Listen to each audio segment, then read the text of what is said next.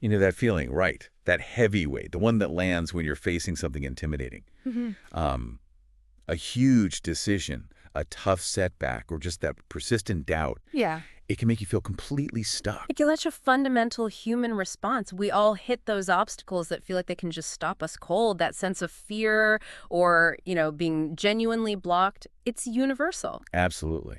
But what if those things that feel like immovable walls, what if they aren't actually barriers? Mhm. What if there's something different, something that, if you engage with it, could actually help you grow stronger, maybe even make you fierce? That's exactly it. That's the heart of this deep dive. We're taking this idea that fear and these common obstacles, they aren't just things to avoid or like grit your teeth and endure, Right. but opportunities, as the source material puts it, turning them into seeds for growth. And our source today is excerpts from Koya Webb's book, Let Your Fears Make You Fierce.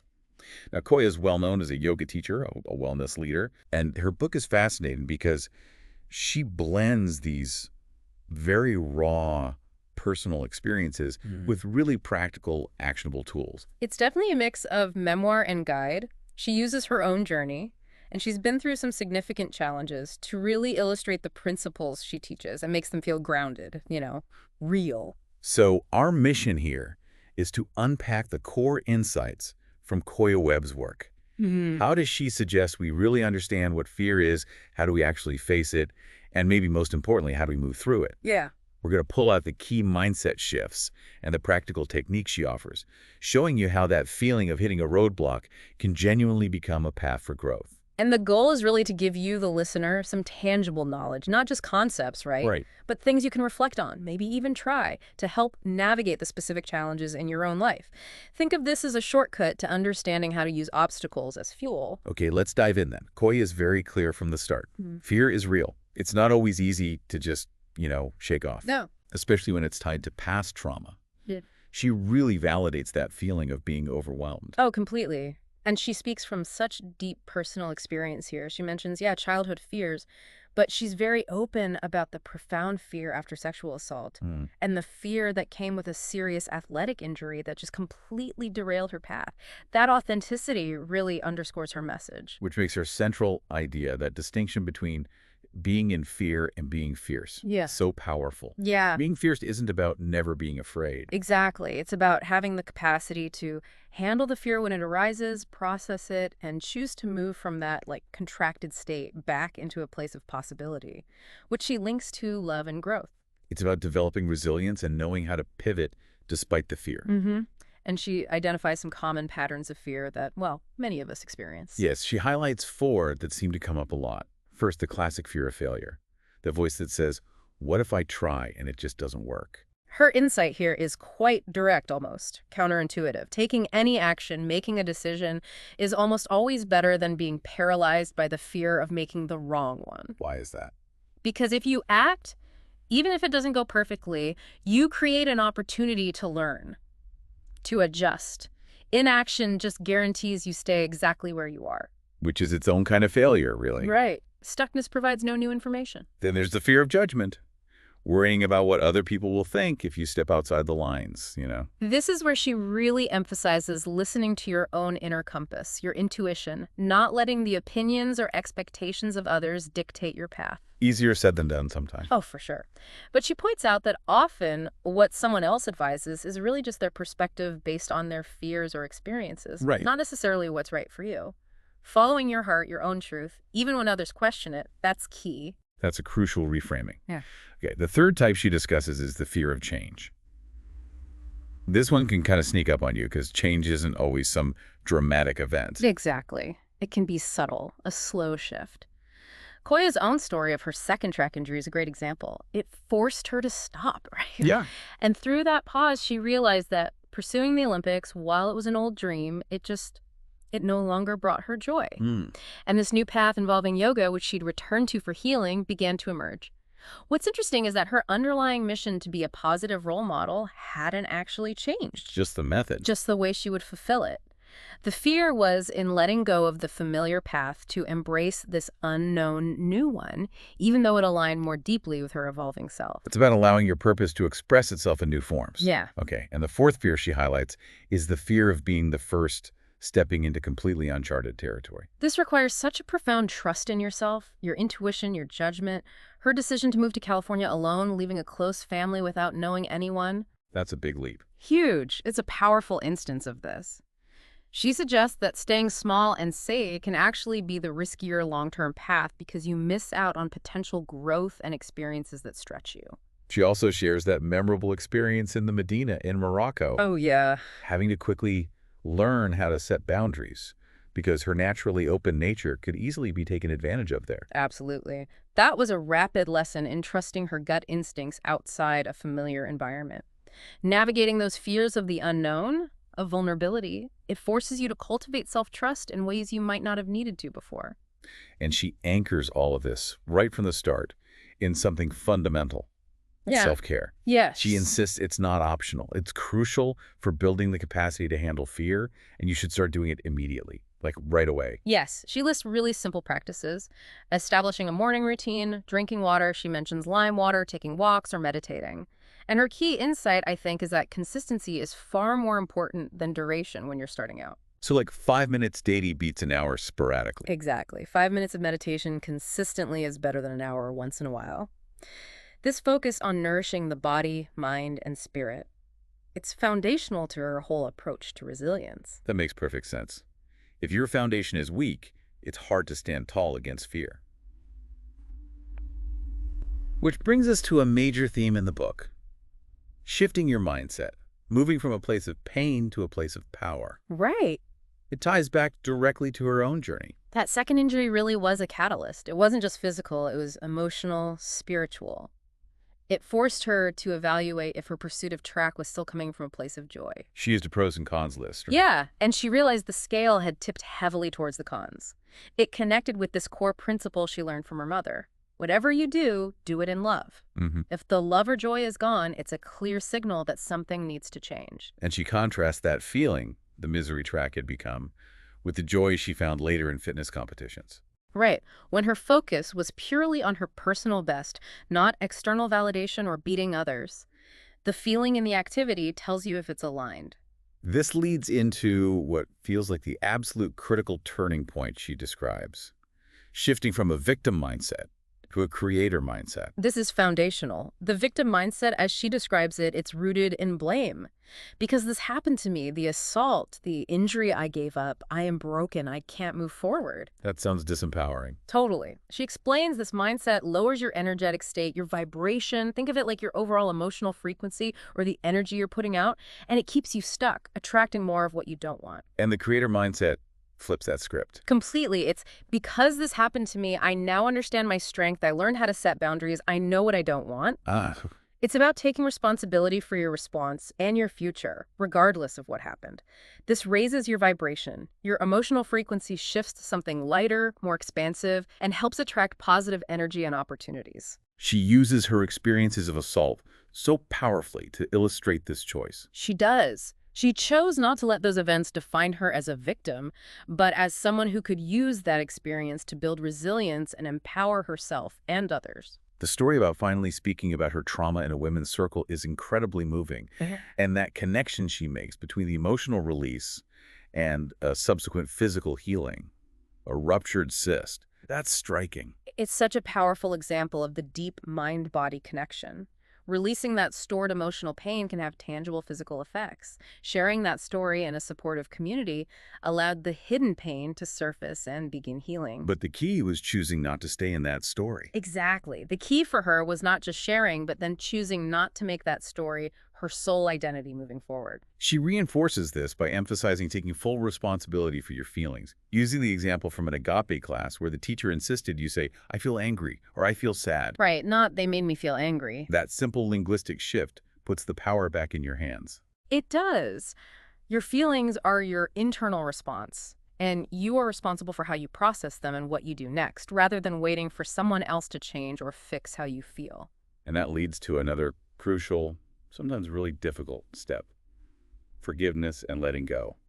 She clarifies what this isn't, which I think is important. It's vital. She doesn't mean forgetting or excusing harmful behavior. Forgiveness, in her view, is primarily a shift in your internal perspective. It's about releasing your emotional pain. For yourself. Yes, the heavy weight of resentment or anger, so you can find peace and move forward. She applies this to her assault experiences again, explaining she doesn't take them personally in the sense that they were about the perpetrator's issues, not her inherent worth. Right, she couldn't control their actions, but she could control her response and her healing journey. And letting go is the active process after forgiveness. Yeah, it's about consciously deciding what relationships, patterns, or resentments are no longer serving your highest good and releasing them. It's about stopping the accumulation of negative energy that keeps you stuck. Which dovetails perfectly with her advice about surrounding yourself with positive people. And, if necessary, distancing yourself from what she calls energy vampires. Yes. If you're doing the work to raise your vibration and move into a creator mindset, you'll naturally start aligning with people who are doing the same.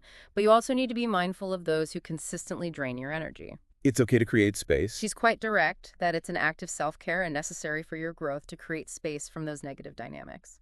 Okay, so we've talked about understanding fear and making that fundamental mindset shift. Now let's get into the practical tools and practices she offers for actually doing the work and unlocking your potential. And she starts with something deeply ingrained in many of us: limiting beliefs. Ah, yes. These are those subconscious thoughts, often formed really early in life, that act like internal walls. They block us from truly hearing our intuition and pursuing our dreams. They convince us we're not capable or worthy. She shares such relatable personal examples.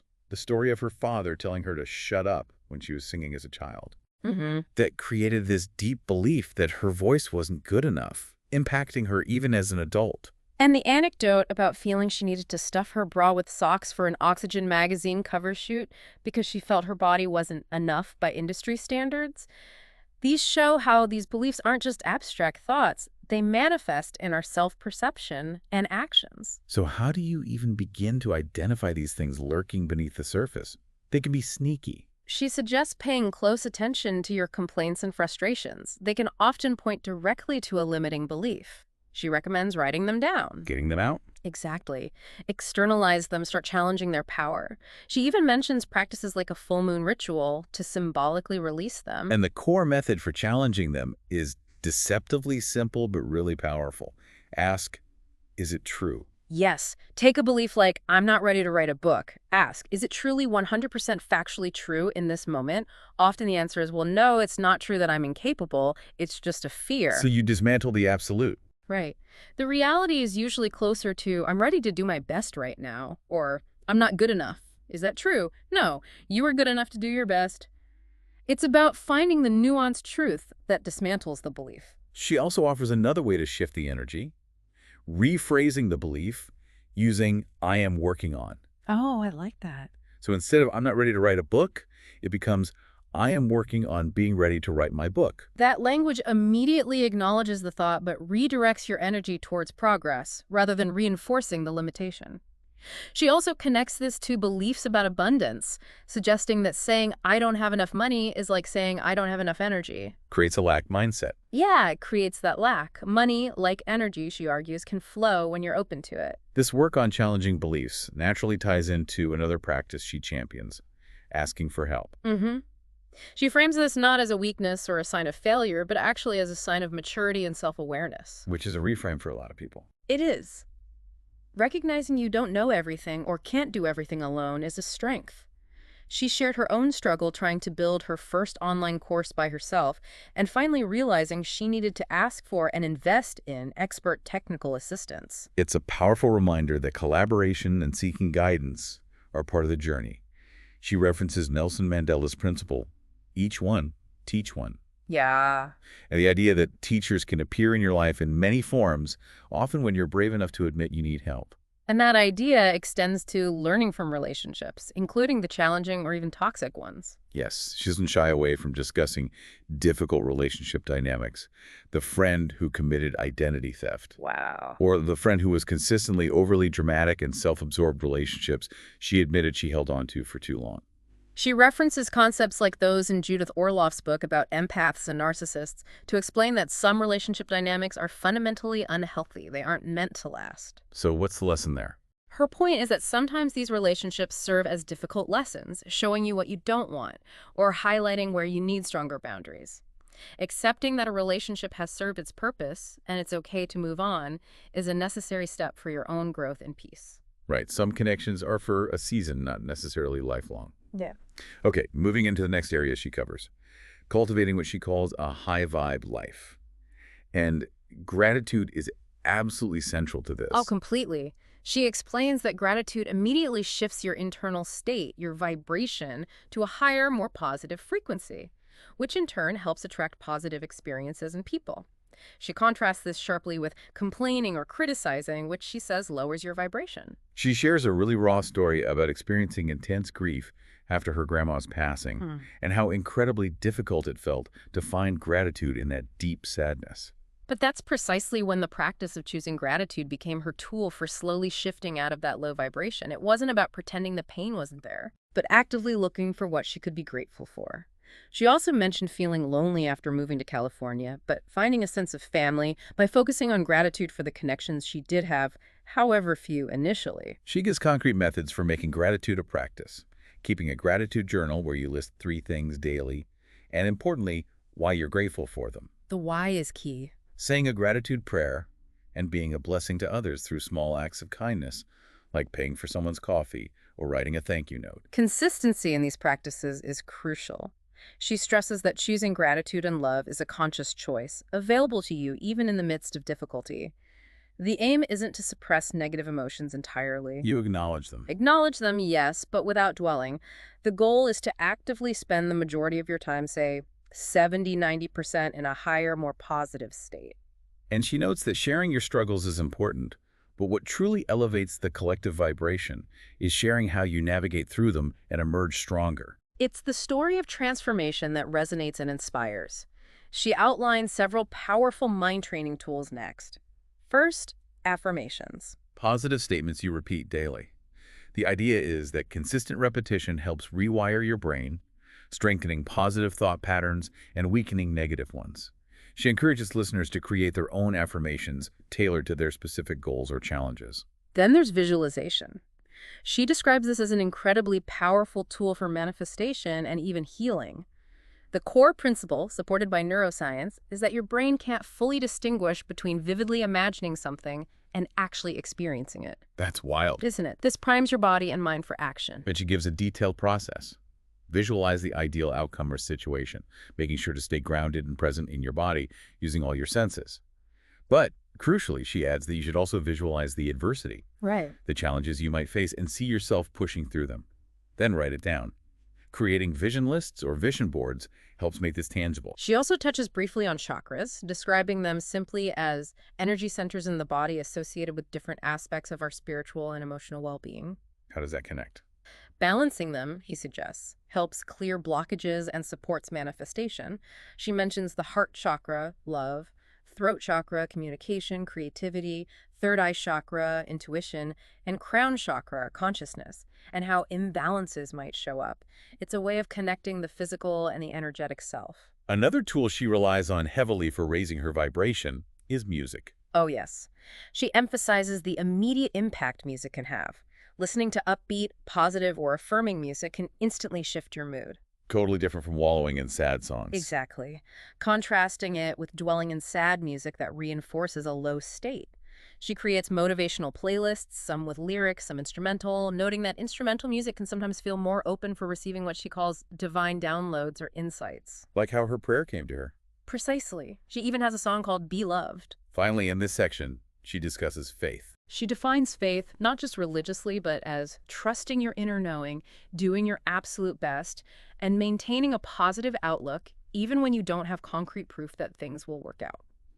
Her move to California is a perfect example of this faith in action. And she uses a very vivid analogy. The friend who couldn't swim. Oh, the swimming analogy, yes.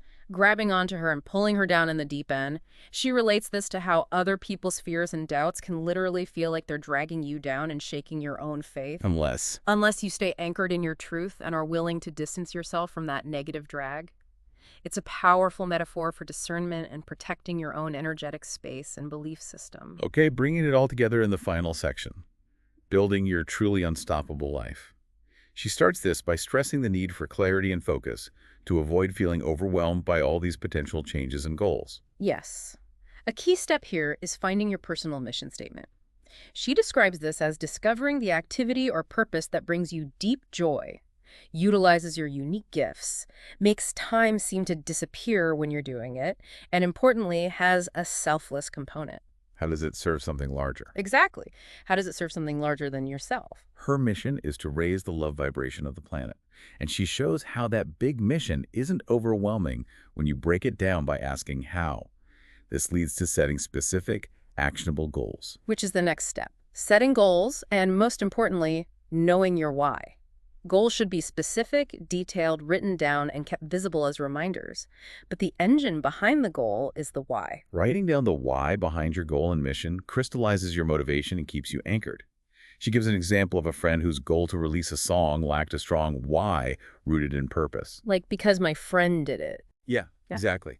And suggests that if the why doesn't truly serve your mission, the goal might not be the right one for you. She even suggests putting your top goal and its why under your pillow as a daily reminder and focusing tool. She also addresses dodging distractions, acknowledging that life is full of them. She makes a useful distinction between healthy distractions, like spending time with family or attending important life events. Things you want to do. Right. And unhealthy ones, like excessive social media scrolling, gossip, or partying that drains you. Managing healthy distractions is about time management and prioritizing your goals while still living a balanced life. For unhealthy distractions, it's about making a conscious commitment to limit or eliminate them. And she advises revisiting your why and using visualization when you feel yourself getting pulled off course. Setting boundaries is also a form of dodging distraction, protecting your time and energy. A really significant part of building this unstoppable life, and something Koya delves into very practically, is establishing a strong foundation of physical well-being. Your body is quite literally carrying you and supporting all your efforts. And she gets quite specific with practical advice here, advocating for a predominantly plant-based diet for enhanced energy, vitality, mental clarity, better digestion, and reduced risk of disease. The call to action is simple. Reduce processed foods and actively increase your plant intake. She shares principles from her approach. Starting the day with cleansing drinks like lime water or celery juice, ensuring you eat greens with every meal, making lunch your largest meal, and staying well hydrated throughout the day, aiming for maybe 3 to 4 liters of water. That's a lot of water. It is, but essential. She also mentions foods often included in heavy metal detox protocols, framing it around supporting the body's natural cleansing processes. Then there's exercise, where she highlights the physical, mental, and spiritual benefits of yoga flexibility, strength, stress relief, mindfulness, even creativity. And suggests complementing it with things like HI8 workouts for cardiovascular health and metabolism. Sleep is non-negotiable, aiming for a solid 68 hours for your body and mind to rejuvenate. Hydration throughout the day is key, starting right when you wake up for detoxification and energy. She mentions infused water as a way to make hydration enjoyable. And she includes practices like massage, whether professional from a friend or self-massage as a tool for relaxation, releasing physical tension from stress, and simple self-care. She then offers a refreshing perspective on discipline. Yeah, I like this. Seeing it not as punishment or restriction, but as creating healthy, supportive structure. Like scheduling time for your goals, your self-care, your relationships. Exactly. Consistent, uplifting habits are what build momentum and keep dreams alive. She contrasts healthy discipline, like scheduling work on a creative project, making a meal plan, with unhealthy discipline, like rigid, unsustainable dieting or isolating yourself. Right. The freedom she talks about comes from living in alignment with your values and purpose, which is enabled by healthy structure and listening to that inner voice. She also emphasizes the importance of marking successes, no matter how small. Celebrating achievements is a form of self-care and reinforces positive habits, providing motivation to keep going. The treat yourself concept, whether it's a massage or just enjoying a favorite healthy meal, is part of acknowledging your progress. And finally, she circles back to community and support, highlighting how a network of like-minded, positive people can provide accountability and encouragement.